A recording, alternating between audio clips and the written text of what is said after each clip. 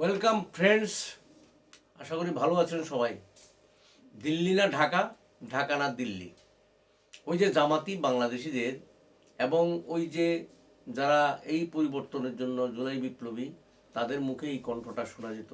ভারত বিদ্বেষের চূড়ান্ত সীমায় পৌঁছে তারা শেখ হাসিনাকে সেখান থেকে মানে হঠাতে তারা সুযোগ পেয়েছিলেন। এবং আমেরিকার পুরো চক্রান্ত, সে ব্লু প্রিন্ট ডিপ স্টেট, যেই বেড়া জাল, যেটাকে জালটা বুনেছিল, তারই ফল হিসাবে সেটা হয়েছিল। এটা আমরা অনেকে জানি। তো যাই হোক, বাংলাদেশের বর্তমান যে অবস্থা সেটা নিয়ে দু চারটি কথা বলবো। স্কিপ করে যাবেন না এবং চ্যানেলটি সাবস্ক্রাইব করবেন, একটু ধৈর্য ধরে শুনবেন।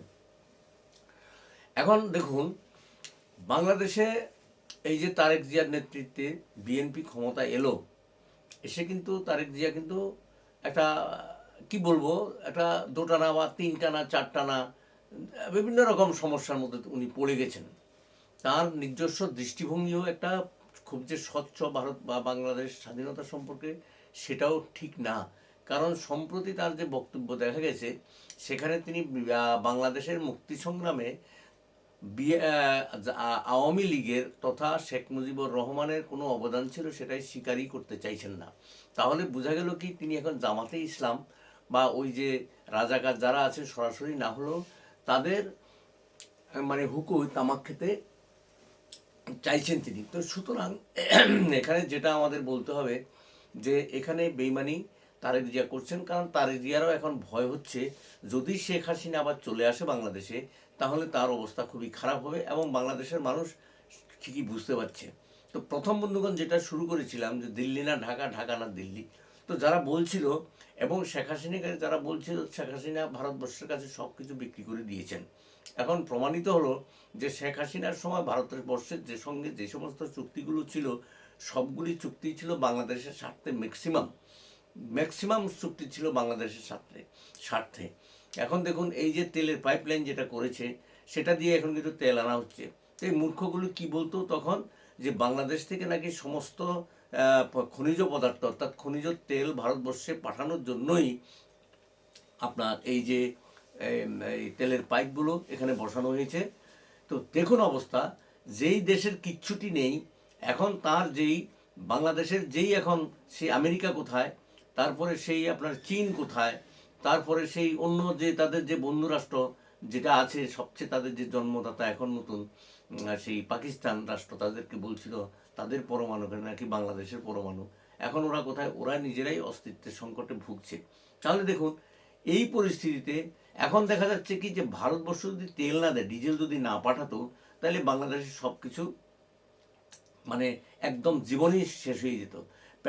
পেট্রোলের ক্রাইসিসে ভুগছে যানবাহনগুলো, চলছে না এখন।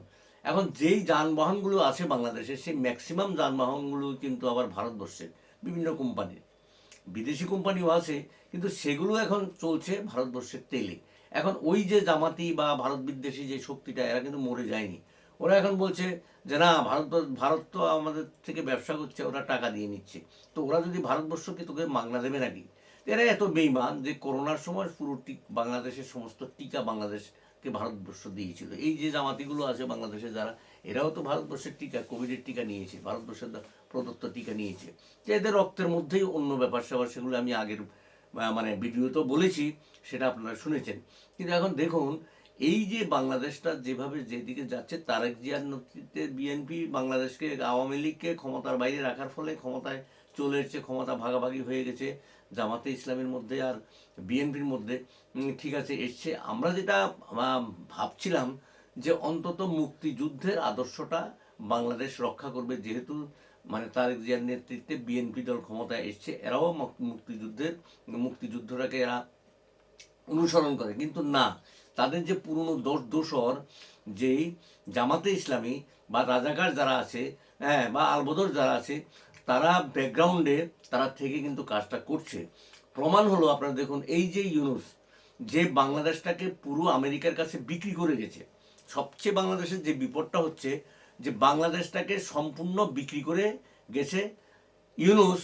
যে 12ই ফেব্রুয়ারি যে ভোট হয়েছিল, সেই ভোটের মাত্র 3 দিন আগে, 9 তারিখ, আমেরিকার সাথে এমন একটা চুক্তি করেছে, যেই চুক্তির মধ্যে আমেরিকার সমস্ত তাদের যে সার্বভৌমত্ব পুরোটাই বিক্রি হয়ে গেছে আমেরিকার কাছে। অর্থাৎ আমেরিকার পার্মানেন্ট মানে পরামর্শ অনুমতি ছাড়া, আমেরিকার নির্দেশ ছাড়া কিছুই করতে পারবে না বাংলাদেশ। বাংলাদেশের হাত পা সেখানে বেঁধে দিয়েছে। সুতরাং ভারতবর্ষ এখন দয়া করে বাংলাদেশের খাদ্য সামগ্রী, চাল ডাল এ সমস্ত পাঠাচ্ছে এবং ডিজেল পাঠাচ্ছে।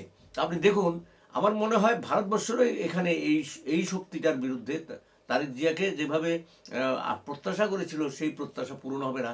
কারণ সে কতটা বেইমান, সে বাংলাদেশের এবং আওয়ামী লীগে বাংলাদেশের জনক হিসাবে শেখ মুজিবুর রহমানকে সে মানতেই রাজি না। শুধু তাই না, সে উল্টো বলছে যে শেখ মুজিবুর রহমান নাকি বাংলাদেশ রাষ্ট্রের বিরোধী ছিলেন।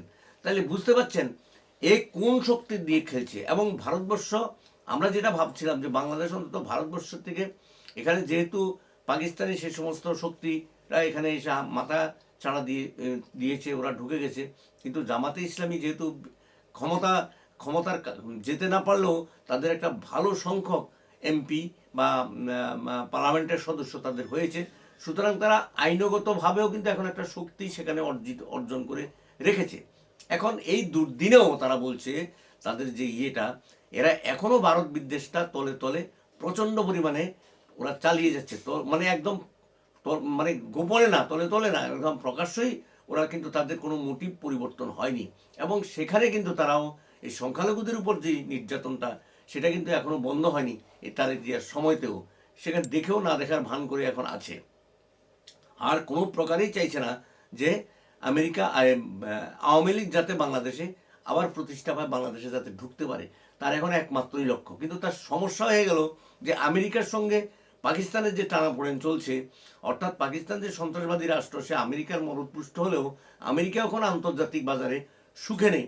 এখন ইরানের সঙ্গে বাংলাদেশ বা পাকিস্তান কতটা মানে কি বলবো, কতটা মৌলবাদী, কতটা নটোরিয়াস মানে কান্ট্রি, আমেরিকার কতটা চামচা, সেখানে পড়ছে যারা শিয়াপন্থী মুসলিমরা যারা আছে, আয়াতুল্লাহ খোমেনি এবং তাদের যে নেতৃত্বটা মানে যে হত্যা করার পরে বোমা ফেলে, তারা সেখানে আমেরিকা বা পাকিস্তানে তারা সেখানে আন্দোলন করেছিল, তারা সেখানে মিছিল করেছিল, তারা সেখানে শোক প্রকাশ করেছিল। আর এই আসিফ মুনির বলছেন যে যাদের পাকিস্তানের প্রতি মানে ইরানের প্রতি যাদের দরদ, তারা যাতে পাকিস্তান ছেড়ে যাতে তারা চলে যায়। তাহলে পাকিস্তানপন্থী যে সমস্ত জামাতিরা বা যে সমস্ত লোকেরা বাংলাদেশে আছে, এরাও কিন্তু তাদের পুরনো যে অবস্থান, they are only taking some time only, তারা কিছুটা সময় এখন শুধুমাত্র কাটাতে চাইছে, যে আবার সুযোগ পেলেই তারা ছোবল মারবে। আপাতত তারা একটু স্থির আছে। কেন? এই কারণে যে আন্তর্জাতিক বাজারে হরমুজ প্রণালী বন্ধ করে দেওয়ার জন্য ইরানের সঙ্গে যে সম্পর্কটা, আমেরিকার যে যুদ্ধটা শুরু হয়েছে, ইসরায়েল এবং আমেরিকার বিরুদ্ধে যেভাবে আপনার লড়াইটা চালিয়ে যাচ্ছে ইরান, সেখানে এরা একটু বেকায়দায় আছে। আর যেহেতু তেলটা পাচ্ছে না, সারা পৃথিবীর ইকোনমি এখন টালমাটাল অবস্থা। আমাদের ভারতবর্ষেরও একই অবস্থা, গভর্নমেন্ট যাই বলুক, আমাদের দেশের অবস্থা কিন্তু খুব একটা ভালো না। সারা পৃথিবীর অবস্থা ভালো না, একমাত্র ইরানের কারণে বলে ইরানের উপর সেই আক্রমণটা করার ফলে। ইরানও ছেড়ে দেওয়ার পাত্র না।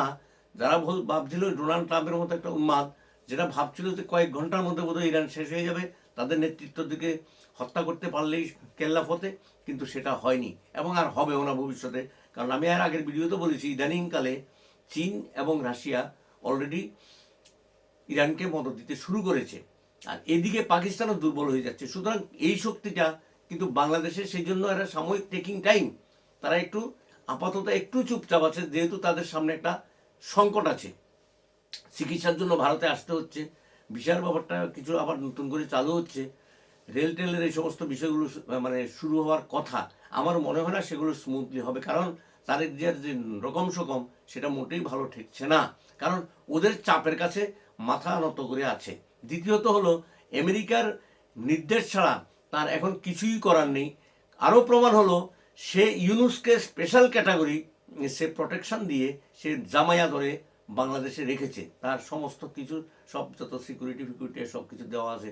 শুধু তাই না, জুলাই যোদ্ধারাও, আমরা তো ভাবছিলাম মোটামুটি পালিয়ে যাবে, বাংলাদেশের অনেক মানুষ ভেবেছিলেন, পৃথিবীর বিভিন্ন প্রান্তে অনেকে ভেবেছিলেন যেটা ওরা বোধহয় হয়তো পালিয়ে বাঁচবে না, এরা কিন্তু খুব জামায়া ধরে বাংলাদেশি আছে। তাহলে তারেক জিয়ার উপরেও আমরা কতটা নির্ভর করতে পারি, ভারতবর্ষ কতটা নির্ভর করতে পারে।